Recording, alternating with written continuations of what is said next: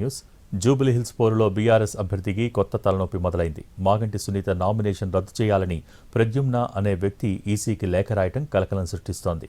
మాగంటికి అసలు వారసుడిని తానే అని, తనకే టికెట్ ఇవ్వాలని ప్రద్యుమ్న డిమాండ్ చేశారు.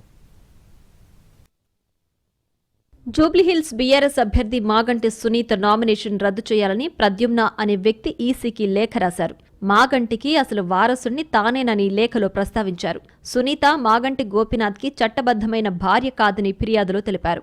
తన తల్లి మాలినీదేవిని మాగంటి గోపీనాథ్ 1998 ఏప్రిల్ 29న పెళ్లి చేసుకున్నారని ఈసీకి తెలిపారు ప్రద్యుమ్న.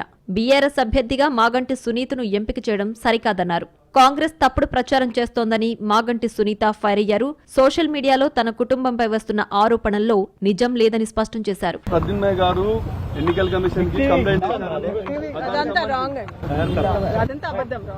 మరోవైపు బీఆర్ఎస్ అభ్యర్థి మాగంటి సునీత గోపీనాథ్ నామినేషన్లు సరైనవేనని ఈసీ అధికారులు గుర్తించారు.